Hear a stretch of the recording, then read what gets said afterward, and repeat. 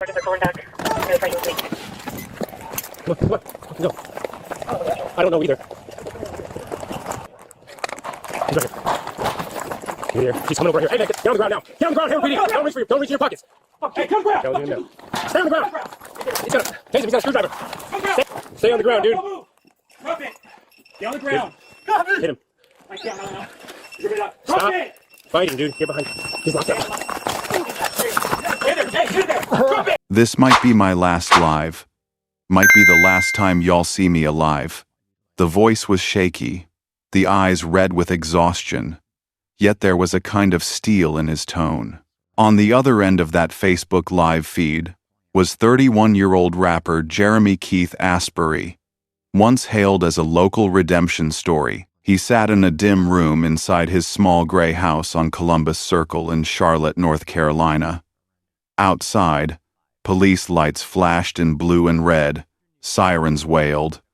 Officers in heavy gear formed a perimeter. Inside, with him, was his young child terrified, crying, caught in the chaos. Just hours earlier, a 47-year-old woman had stumbled into a hospital with bruises across her body, blood on her skin, and a story that left nurses speechless. She said she had been abducted, beaten, and sexually assaulted through the long hours of the night. The name of her attacker was one the city recognized: Jeremy Asbury, the man who had once told the world he was leaving crime behind to build a future in music. And now, thousands of people watched online as Jeremy stared into the camera, speaking what would become his final words.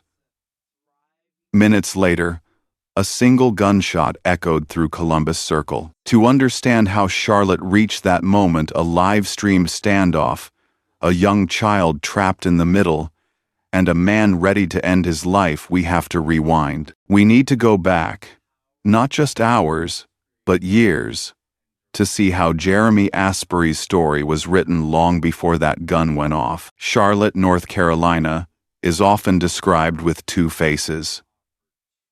By day, it is the Queen City, a hub of banking, business, and gleaming skyscrapers. But beneath the polished skyline lies a city with one of the higher violent crime rates in the nation, where assaults and homicides paint a darker reality. It was in this fragile balance between progress and peril that Jeremy's life unfolded. Born on the 21st of December, 1991, Jeremy grew up in North Carolina with dreams of becoming something greater than his circumstances. He didn't have a well-documented childhood. Few stories remain about his earliest years. But one thing was clear: he was ambitious. He longed for recognition, for an escape from the cycle he saw around him. That ambition found its outlet in music. Under the stage name Really Remy, Jeremy began recording tracks and going live on social media.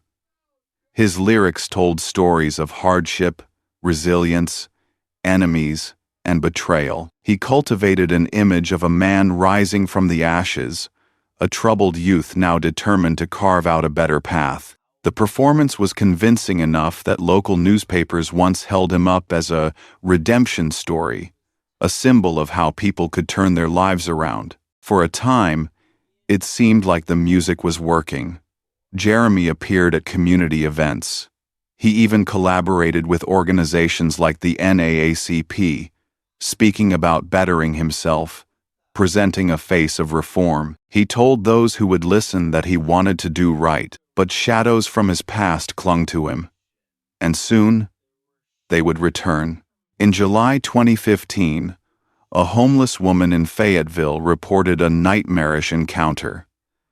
She told police that Jeremy picked her up, drove her into a wooded area, and held her at gunpoint.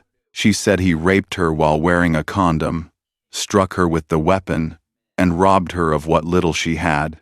The charges filed against him were grave: first-degree sexual assault, first-degree kidnapping, assault with a deadly weapon. It should have been the moment where justice stepped in, where the cycle of violence was stopped. But in February 2016, the case was dismissed. Prosecutors said they could not locate the victim. Without her testimony, the charges collapsed. Jeremy walked free. And, for some, it was a stroke of fortune. For others, a chilling warning. After the dismissal, Jeremy leaned even harder into his image as really Remy. He rapped about pain, survival, and enemies lurking in the shadows. To the casual listener, it might have sounded like bravado. But to those who looked closer, there was a disturbing edge. A hint that these lyrics were more than performance, they were confession. By 2017, just a year later, Jeremy was again in trouble. He was arrested in Mecklenburg County for armed robbery. Over the next several years, the charges piled up.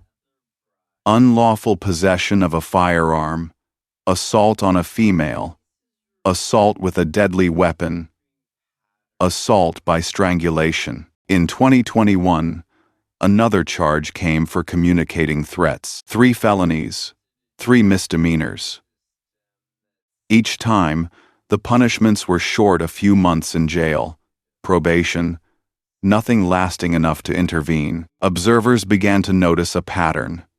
Violence, often directed toward women, an escalating spiral, and in between, live streams filled with paranoia. Jeremy would rant at imagined enemies, lash out at viewers in the comments, then swing into moments of gratitude and affection. Activists later suggested he was suffering from untreated mental health struggles, but no one forced him into treatment. No one stopped the cycle. As chaotic as his life had become, nothing compared to the night of the 29th of August, 2023.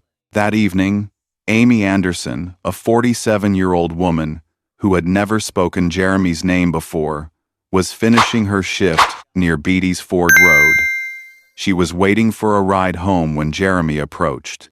He offered her money for sex. She declined, brushing him off. For a moment, it seemed like it was over. She even stopped to help an elderly woman with a walker across the street. But when she returned to the parking lot, Jeremy's car screeched to a stop. He jumped out, struck her hard, and tried to force her down. Amy fought back with everything she had. She ran towards safety, her heart racing. For a fleeting second, she thought she was free. But Jeremy returned, this time with a gun. He pressed the barrel to her head. The struggle that followed was brutal. Amy clawed at the weapon, tried to wrestle it from his grip, but Jeremy slammed it into the back of her skull. Dizzy, in pain, she could no longer resist. He shoved her into his passenger seat. The nightmare had only just begun. Over the next several hours, Amy endured beatings, threats, and repeated sexual assaults. Jeremy drove her from a gas station to the back of a Dollar General parking lot, then to his home on Columbus Circle. Inside, she left bloody fingerprints on the walls and windows, desperate for investigators to later find proof. She even pretended to shower so that his DNA would remain on her body. Each small act was a survival tactic, a breadcrumb trail for justice. For Amy, the most haunting moment came when she realized she was inside a home decorated for a child. A child's toys. A bedroom. The thought that her attacker was raising a daughter twisted the knife even deeper. By dawn, Jeremy finally released her. Bruised and bloodied, Amy went straight to the hospital, where doctors performed a sexual assault kit. She told detectives everything, guided them back to the house, showed them the evidence she had deliberately left behind. Within hours, a warrant was issued, and by the next morning, police had surrounded Columbus Circle. What they hoped would be a swift arrest soon spiraled into a 6-hour standoff. Jeremy barricaded himself inside with his child. "This might be the last time y'all see me alive," he said, eyes fixed on the camera. It was. By 2 o'clock that afternoon, a single gunshot ended the standoff. Jeremy Asbury was gone. His child was rescued, physically unharmed, but forever scarred. For Amy Anderson, survival had come at an unimaginable cost. The man who had brutalized her would never stand trial. Justice, in its most traditional sense, would never arrive. And for the city of Charlotte, the question lingered. If the system had acted back in 2015, would any of this have happened? There are still so many layers to peel back, warning signs ignored, lives shattered, questions about justice left hanging in the air. If you want to hear the rest, don't forget to subscribe so you don't miss what comes next. On the morning of the 29th of August, 2023, the calm of Columbus Circle in West Charlotte was shattered. The narrow street, usually filled with kids on bicycles and neighbors tending their lawns, became the center of a siege. Police cruisers lined the block, red and blue lights bouncing off the walls of modest homes. Yellow tape cut the street in two. Residents gathered at a distance, whispering, their faces pale with confusion. Inside one of those houses, a small gray structure that blended in with the rest of the neighborhood, 31-year-old Jeremy Keith Asbury had barricaded himself. He wasn't alone. With him was his young daughter, a little girl who should have been getting ready for school or watching cartoons, not trapped inside a house bracing for violence. For officers of the Charlotte-Mecklenburg Police Department, the situation was volatile. They had a warrant for Jeremy's arrest on charges of kidnapping, sexual assault, and assault with a deadly weapon. The evidence against him was strong, thanks to the courage and foresight of Amy Anderson. But now, the arrest had turned into something far more dangerous. The first move was negotiation. Officers dialed his phone. They called out through loudspeakers, "Jeremy, come out with your hands up. Let's end this peacefully. Your daughter needs to be safe." Their words echoed across the street, through the humid Carolina air.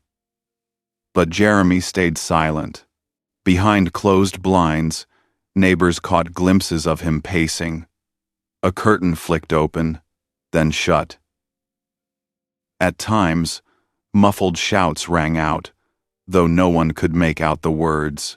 The tension was thick, almost unbearable, as hours ticked by with no resolution. To buy more time, police reached out to Jeremy's family. A relative arrived at the scene, voice trembling as they called his name through a megaphone. "Jeremy, think about your child. Think about her future. Come out, please." But nothing changed. Then, sometime near midday, Jeremy made his own move. He turned on his phone, opened Facebook, and began streaming live. Within minutes, thousands of people tuned in. On their screens appeared a man with bloodshot eyes, unshaven, sitting in the shadows of a cluttered room. The comments exploded instantly. Pleas from strangers, shock from locals, morbid curiosity from viewers across the country. "This my last live," Jeremy declared, voice steady but filled with finality. "Might be the last time y'all see me alive. Police got my house surrounded. I ain't playin'. This real." The effect was immediate. Those watching knew they were witnessing something rare and chilling. The unraveling of a man in real time. For police, It was confirmation of their worst fear. Jeremy had no intention of surrendering alive. As the minutes dragged on, Jeremy's words shifted like the tides. One moment he was defiant, railing against imagined enemies. The next, he softened, thanking supporters who had followed his music career. "I appreciate everybody who stuck with me," he said, wiping his face. "But it's over with. It's done." Then came the most unsettling words of all. Looking into the camera, he pleaded, "Somebody come get my child. I don't want her here for this. Just come get her." Viewers froze at the request. In the comments, people typed frantically, "Don't do it, Jeremy. Think about your daughter. There's still time." But Jeremy seemed beyond hearing. Outside, police clung to any sliver of hope. Negotiators cycled through calls and loudspeaker messages. They promised he could tell his side in court. They told him his daughter's safety was the top priority. They reminded him of family waiting for him. But every minute that passed made it clearer. Jeremy had already made his decision. Meanwhile, the live stream continued, a digital window into his collapse. At times, he rambled about betrayal and paranoia, convinced that people were conspiring against him. At others, he spoke calmly, almost tenderly, to the unseen audience. It was as if he was performing for the world one last time, determined to control the ending of his story. Neighbors watched from their porches, hands pressed to their mouths. Some whispered prayers.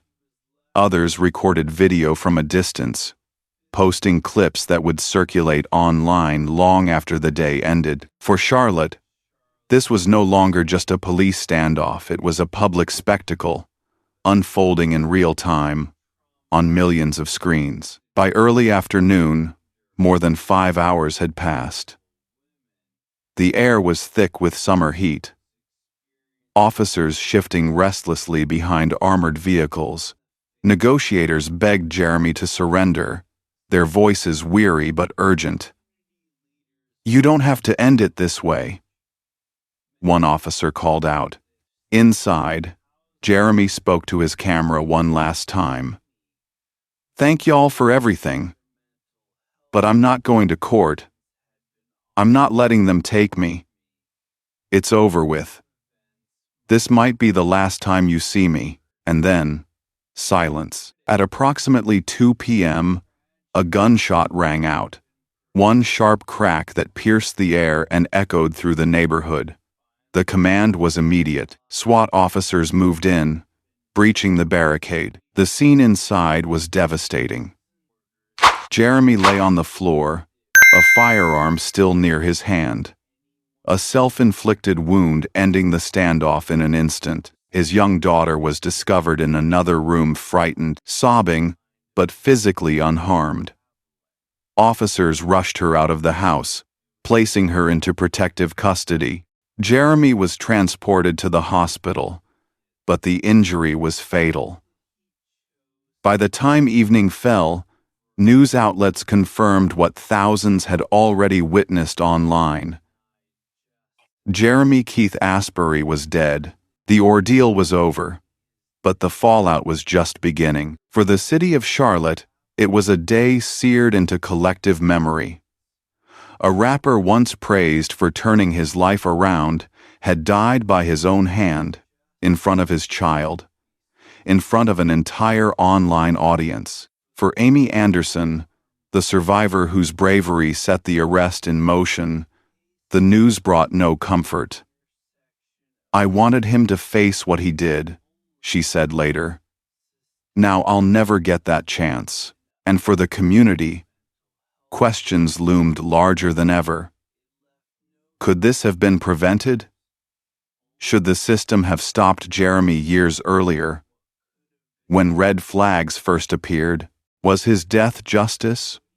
Or just another failure Another life swallowed by violence. Another victim left without closure. The live stream replayed across the internet in the days that followed. To some, it was evidence of a man broken by paranoia and untreated mental illness. To others, it was a selfish act, forcing strangers and worse, his daughter, to witness his final moments. But whatever the interpretation, the fact remained. On that humid afternoon, Charlotte had watched tragedy unfold in real time. And long after the sirens faded, the haunting echo of Jeremy's last words lingered. The question that haunted everyone was simple, yet impossible. Was there ever a point where this could have been stopped? And if there was, why didn't anyone step in before it was too late? There are still more layers to unravel the history of missed warnings, the voices of those who survived, the deeper failures that led to this day. If you want to hear them, don't forget to subscribe, because the story is far from over. To understand the tragedy that unfolded in Charlotte in August of 2023, we have to step back almost a decade, to the first time the name Jeremy Keith Asbury appeared in a criminal file. It was July of 2015 in Fayetteville, North Carolina, when a woman experiencing homelessness staggered into a police station. Her story was chilling. She claimed that a man had offered her a ride, only to take her to a wooded area on the edge of town. There, she said, he held her at gunpoint. He forced himself on her, striking her in the head with the weapon, then demanded money before leaving her battered and alone in the dark. She survived, she reported, and she identified her attacker. His name, Jeremy Asbury. The charges that followed were serious first-degree sexual assault, first-degree kidnapping, and assault with a deadly weapon. For many, this seemed like the moment the justice system would step in and stop a dangerous man before he could strike again. But only months later, the case collapsed. In February 2016, prosecutors announced that they could not move forward. The reason? They could no longer contact the victim. Without her testimony, the charges were dismissed. Jeremy walked out of court, a free man. It should have been a warning. Instead, it was a green light. In the months that followed, Jeremy leaned into a new image. Under the stage name, Really Remy, he pursued music with a renewed energy. He went live on social media, rapping about pain, enemies, survival, and betrayal. To casual listeners, he was another hungry rapper, chasing fame. But to those who looked closer, there was something darker in his lyrics, a sense that he was performing his reality more than creating art. By 2016, local media had even labeled him a redemption story. They pointed to his supposed commitment to change, to his appearances at community events, even a connection with the NAACP. He spoke about doing better, about leaving crime behind. For a moment, people believed him, but redemption never truly came. In 2017, barely a year after the charges were dismissed in Fayetteville, Jeremy was arrested in Mecklenburg County for armed robbery. From there, the pattern grew. Unlawful possession of a firearm, assault on a female, assault with a deadly weapon, assault by strangulation. In 2021, another charge surfaced for communicating threats. By the time he turned 30, Jeremy's record included 3 felonies and 3 misdemeanors. Yet most of the punishments amounted to short jail stints or probation. The revolving door of arrests and releases continued, each time leaving him free to spiral further.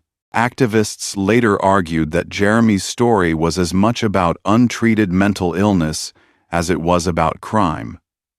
His live streams, often late at night, painted a portrait of paranoia. He ranted about imagined enemies, convinced people were watching him, plotting against him. He lashed out at strangers in the comments, and then, within minutes, he shifted, thanking supporters and promising new music. It was erratic. It was unstable. And it was broadcast in real time for anyone to see. In hindsight, the red flags were glaring.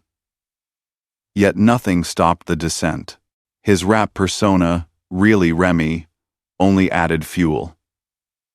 In his verses, he often spoke of betrayal and revenge.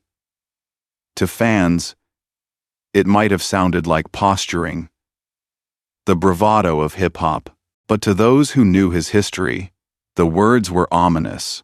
They suggested a man obsessed with violence, incapable of leaving it behind. The most haunting part of Jeremy's past is how closely it mirrored the tragedy of 2023. In Fayetteville, a homeless woman said she was picked up, held at gunpoint, and sexually assaulted. 8 years later, in Charlotte, Amy Anderson told almost the exact same story. The details were disturbingly similar. A vulnerable woman, a weapon, a night of terror. The only difference was the ending. In 2015, Jeremy walked free when the case fell apart. In 2023, he ended his own life before ever seeing a courtroom. For many in Charlotte, the comparison was unbearable. Advocates asked the question out loud: if the system had acted in 2015, would Amy Anderson have been spared? The uncomfortable truth is that Jeremy was not unique. Across the country, countless men like him slip through the cracks, violent offenders who receive short sentences, cases dismissed when victims cannot be found or cannot afford to keep fighting. Vulnerable women, especially those without stable housing, often lack the support needed to see a case through. And so, the cycle repeats. For Jeremy, each break from the justice system only seemed to reinforce his belief that he could escape consequences. Each dismissal, each short stint behind bars, became another chance to continue the spiral. He lived between two identities: the aspiring rapper chasing redemption, and the violent offender who couldn't escape his own rage. Those who knew him spoke of contradictions. At times, he seemed genuinely determined to do better. He talked about providing for his daughter, about using music to create a new path. But just as often, his darker side won out, the side filled with paranoia, violence, and reckless choices. By the summer of 2023, that darker side had fully consumed him. When Amy Anderson described her assault in vivid detail, when she pointed investigators to the bloody fingerprints she left behind, it became clear. This was not a one-time act of violence. This was the continuation of a pattern that had been ignored for far too long. And yet, even in the face of overwhelming evidence, Jeremy still sought to control the narrative. His final Facebook Live was not just a goodbye, it was a performance. He wanted the last word, the last image, to belong to him. For some, it was cowardice. For others, it was proof of a man whose life had spiraled beyond repair. But the question lingers, haunting everyone who followed the case. What if the warning in 2015 had been taken seriously? Would Charlotte have been spared a public tragedy? Would Amy have been spared a night of terror? Would Jeremy's daughter have been spared the trauma of watching her father's life end in a house surrounded by flashing lights? The answers will never come. But the lesson is stark. When red flags are ignored, when victims are silenced by circumstance, when systems fail to act, the cost is not just one life. It is many. Jeremy Asbury's story is not just about one man's downfall. It is about the cracks in the structures meant to protect us all. And those cracks remain, waiting for the next tragedy to slip through. If you think this story is over, it's not. There is still Amy's side to tell, the night she fought to survive, the moments she left evidence behind, the terror and courage that made her the voice Jeremy could not silence. If you want to hear it, don't forget to subscribe, because her story may be the most harrowing of all. When the name Jeremy Asbury began filling headlines after the standoff in Charlotte, another name quietly emerged from the shadows, the name of the woman who survived him. She wasn't a celebrity or a public figure. She was a 47-year-old woman trying to make it through each day without a home of her own, navigating the dangers of life on the margins. Her name was Amy Anderson. Amy's story is one of survival, not because she avoided danger, but because she endured it. On the night of the 29th of August, 2023, she clocked out of work near Beatty's Ford Road and stood waiting for her ride home. It was late. The parking lot was dim. Amy just wanted the comfort of a safe place to rest. Jeremy approached her that evening. At first, it was words, an offer of money for sex. Amy brushed him off, firm but not confrontational. To her, it was just another unwanted advance, the kind women in vulnerable positions deal with far too often. She thought that would be the end of it. She even turned her attention away, pausing to help an elderly woman struggling with a walker cross the street in the rain. But Jeremy came back. His car screeched to a halt, cutting through the quiet of the night. He jumped out, striking Amy with sudden violence. She fell, stunned, but fought back, clawing, kicking, desperate to get away. For a moment, she did. She made it to the parking lot, heart racing, lungs burning. She believed she had escaped. Then she felt the cold steel of a gun barrel press against her head. Jeremy had returned with a firearm. The struggle that followed was savage. Amy grabbed at the weapon, tried to wrench it from him. He slammed it against the back of her skull, the impact sending her vision swimming. Dizzy and weakened, she could no longer resist as Jeremy shoved her into the passenger seat of his car, slammed the door, and locked it. The nightmare began. Their first stop was the back lot of a Dollar General store. There, Jeremy assaulted her for the first time. Amy's mind was spinning with terror. But even in that horror, she clung to one thought: leave evidence.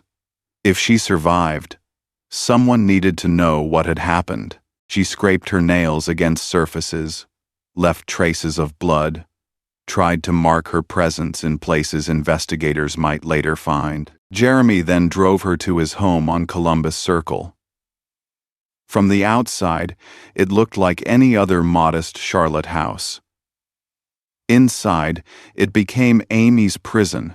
As Jeremy dragged her through the hallway, Amy's eyes caught something that froze her blood.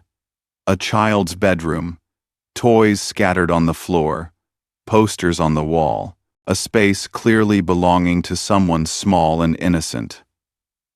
The realization hit her with a new kind of dread. Jeremy wasn't just her attacker.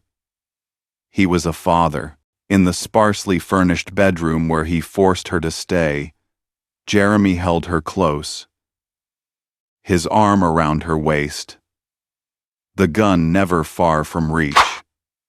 Amy cried silently, praying for escape, praying for her children, but Jeremy ignored her pleas. As dawn crept in, Amy begged him to let her go home. She told him she had kids waiting, that she couldn't stay. His response chilled her. Instead of mercy, he assaulted her again. When he finished, he whispered words that made her skin crawl. "You're beautiful. I love you. I want you to have my child." The disconnect between his brutality and his words deepened her horror. He wasn't just violent, he was delusional, convinced his abuse was twisted love. When he finally allowed her to shower, Amy made a decision. She wouldn't wash away the evidence. She let the water run, pretended to comply, but kept his DNA on her skin. Before leaving the bathroom, she pressed her bloody hands against the wall, another silent cry for help. Later, he gave her a bottle of Pedialyte, slipped shoes onto her feet, and led her back outside. He drove her back toward Beatty's Ford Road, the very place where the nightmare had started. Blood still stained the passenger seat, a grotesque reminder of what she'd endured. Before pushing her out, he bent down to pick up a shard from his broken glasses, as if trying to erase the last trace of himself. Amy didn't hesitate. She ran. She called her sister, and she went straight to the hospital. Doctors examined her, recorded her injuries, and performed a sexual assault kit. When detectives arrived, Amy recounted every harrowing detail. She didn't stop there. She returned with them to the Columbus Circle house, guiding them to the places where she had deliberately left blood, fingerprints, and DNA. Each mark, each smear, became part of a case they could build. Amy's foresight turned her from a victim into a witness. She hadn't just survived, she had prepared the evidence that could finally hold Jeremy accountable. But the bitter irony is that Jeremy would never stand trial. By the next day, surrounded in his home, he would take his own life in front of thousands watching online. For Amy, that meant justice, at least in the legal sense, was gone. There would be no trial, no sentencing, no chance to tell her story in court, with Jeremy forced to listen. Instead, she was left with scars, both physical and emotional, and a question she could not shake. Was his death a kind of justice, or just an escape? In the weeks that followed, Amy admitted the toll was crushing. Each time she saw a gray car, her chest tightened. Each time a door slammed, she flinched. Sleep became a battlefield filled with flashbacks. The memory of Jeremy's eyes, the way they shifted from rage to tenderness, haunted her. How could someone say, "I love you," while committing such cruelty? How could violence and affection coexist in the same breath? Her story raised a broader truth. Jeremy wasn't her first warning sign. Back in 2015, another homeless woman had accused him of a nearly identical crime. That case was dismissed, lost in the gaps of the system, and because of that dismissal, Amy became the next victim. For advocates, it was devastating proof of systemic failure. For Amy, it was a cruel reminder that she had been caught in the echoes of someone else's nightmare. But through it all, she remained resilient. She had survived what many could not. And she had left behind the trail of evidence that exposed Jeremy's violence for the world to see. Her story forces us to confront a painful question. How many Amys are out there, leaving behind silent cries for help that go unheard? There are still more pieces to this tragedy: the standoff, the community's reaction, and the haunting questions left behind. If you want to hear the rest, don't forget to subscribe, because Amy's survival was only one chapter in a much larger story. Morning broke over Charlotte on the 29th of August, 2023. But for the residents of Columbus Circle, it felt nothing like an ordinary day. What began as a warrant service quickly escalated into a full-scale standoff that would grip the entire city. The street, usually filled with the quiet rhythms of suburban life, was overtaken by flashing blue and red lights, armored vehicles, and heavily armed officers crouched behind shields. The man inside the gray house at the end of the block was Jeremy Keith Asbury, 31 years old, a rapper once celebrated as a redemption story but now accused of brutal crimes. The charges were damning: kidnapping, sexual assault, and assault with a deadly weapon. The warrant in officers' hands was supposed to end with a straightforward arrest. Instead, Jeremy locked the doors, pulled the blinds, and turned the home into a fortress. What made it even more dangerous was not just Jeremy's long history with weapons, but the fact that his young daughter was in the house with him. For police, the mission was no longer just about arresting a suspect. It was about protecting an innocent child. The Charlotte-Mecklenburg Police Department deployed negotiators immediately. Phone calls went unanswered. Loudspeakers carried pleas into the sticky Carolina air. "Jeremy, come out with your hands up. We don't want anyone hurt. Your daughter needs to be safe." The words echoed through the neighborhood, but inside the house, there was no response. Neighbors later said they saw curtains flutter, shadows moving.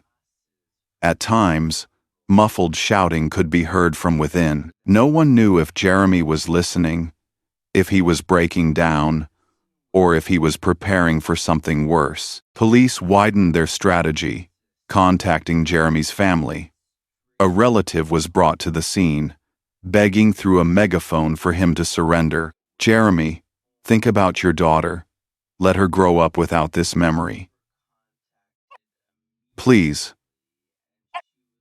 Still.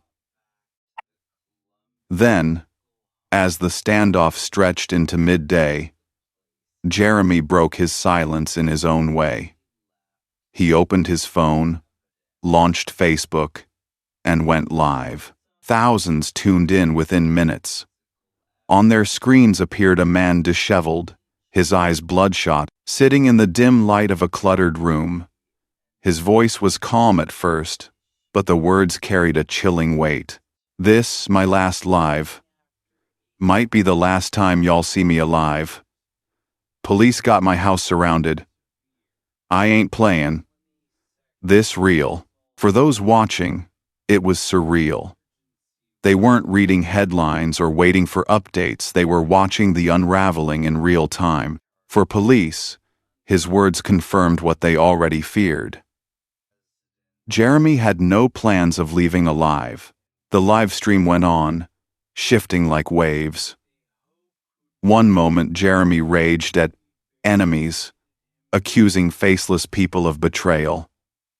The next, he softened, speaking almost tenderly to his unseen audience. "I appreciate everybody who's been with me," he said, his voice breaking. "But it's over now. It's done." And then came the words that froze everyone listening. "Somebody come get my child. I don't want her here for this. Just come get her." Viewers typed frantically into the comments, "Don't do it. Think about your daughter. It's not too late." But Jeremy barely glanced at the flood of messages. He seemed lost in his own world, teetering between desperation and resignation. Outside, negotiators pushed harder. They promised safety. They told Jeremy he could explain his side in court. They begged him not to rob his daughter of her father, but every plea seemed to bounce off the walls. The live stream continued. Jeremy alternated between gratitude and paranoia, between resignation and rage. It felt less like a conversation and more like a performance, a final act he wanted the world to witness. Meanwhile, the tension outside was suffocating.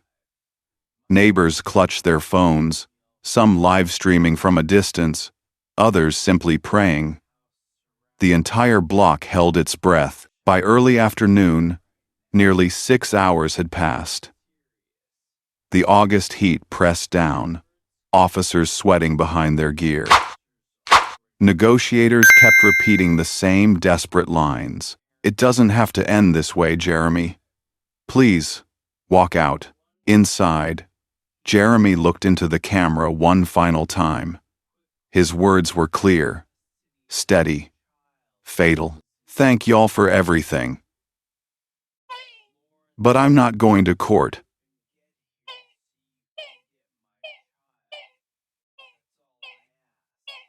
I'm not letting them take me. It's over with. At 2 p.m., a gunshot cracked the air.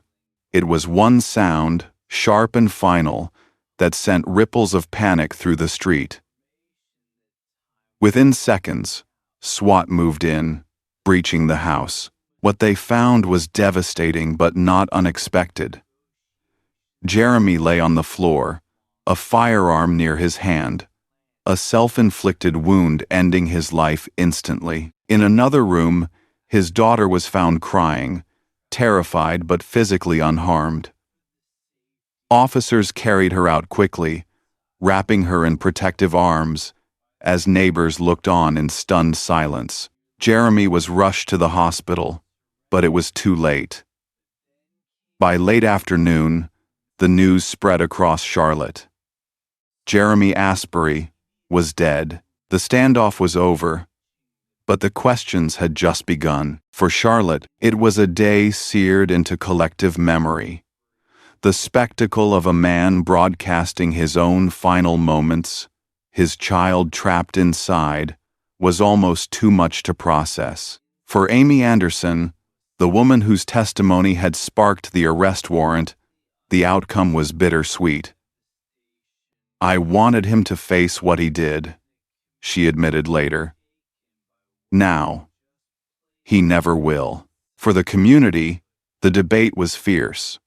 Some said Jeremy's death was the only fitting end for a man accused of such brutality. Others argued it was a tragedy, compounded proof of a system that had failed him long before that gun went off. On social media, his final live stream circulated endlessly.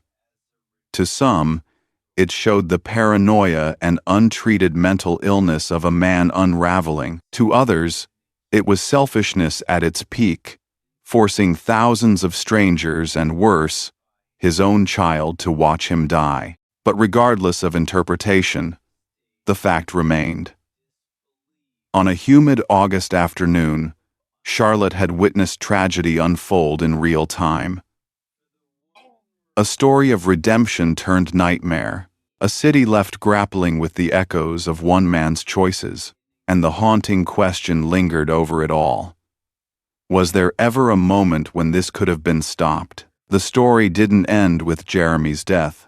It carried on in the aftermath, in the grief of his family, in the scars Amy carried, in the outrage of a city forced to reckon with both violence and systemic failure. That part of the story is still to come.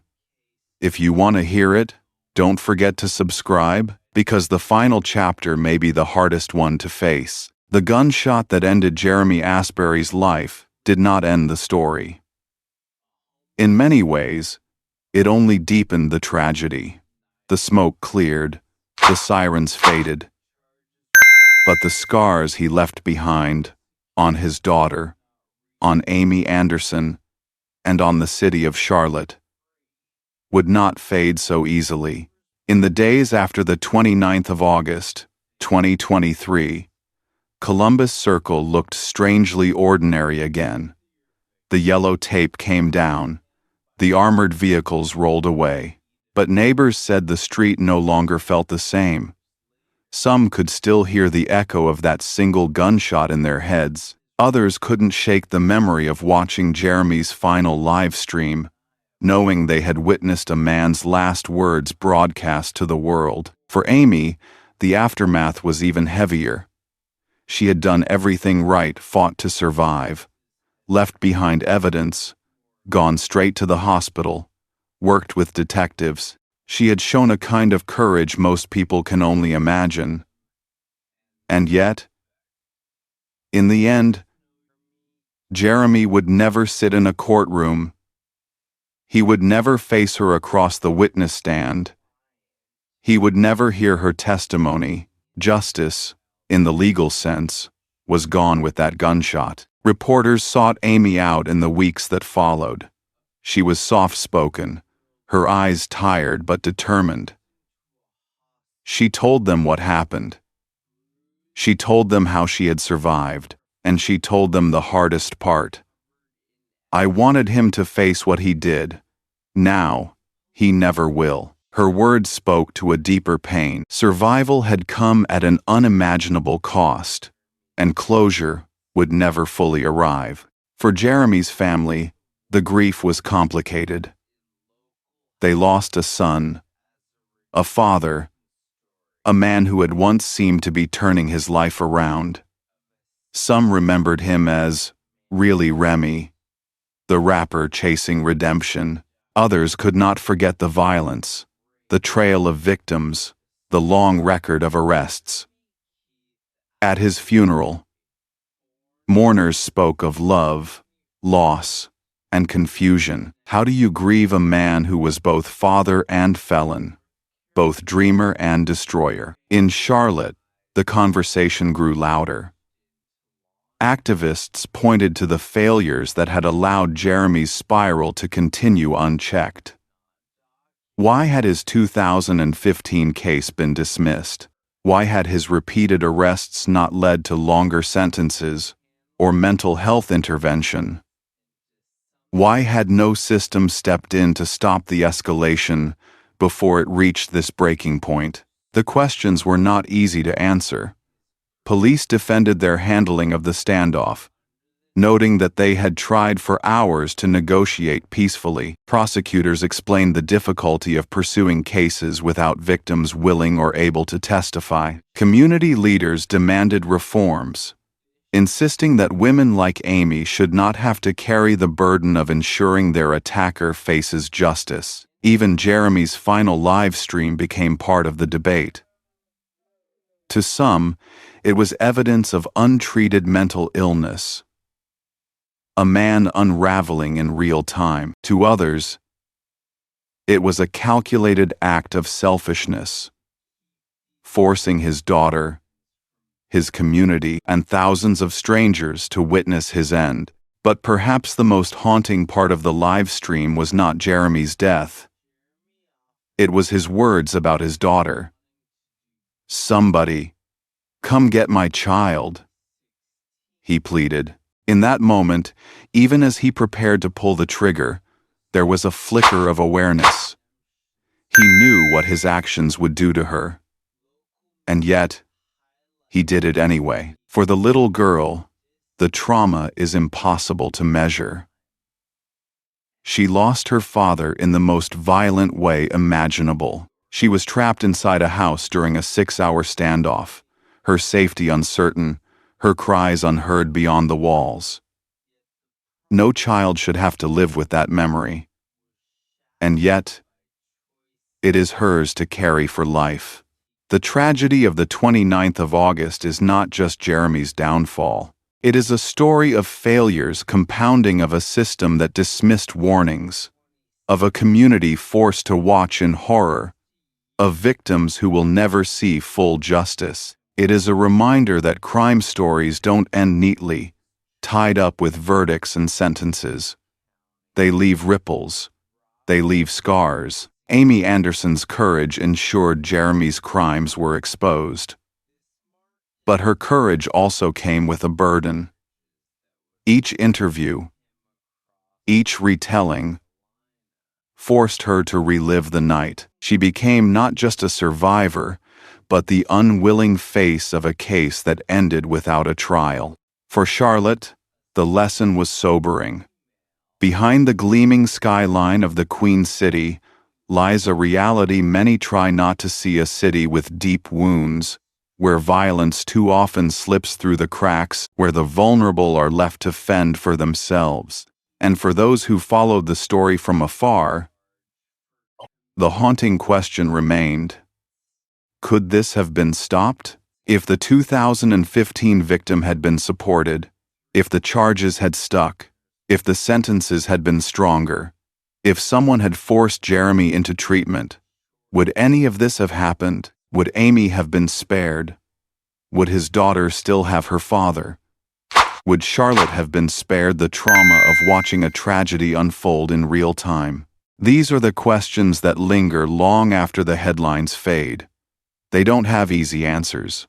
Maybe they never will, but as the city tries to move forward, the memory of that August day hangs heavy.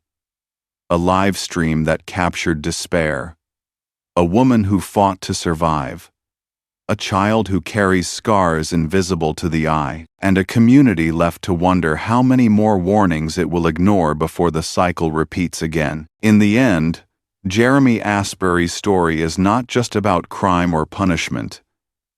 It is about the thin line between redemption and relapse, between survival and silence, between justice served and justice denied. And maybe the most unsettling question of all is this: when the next warning comes, will anyone listen?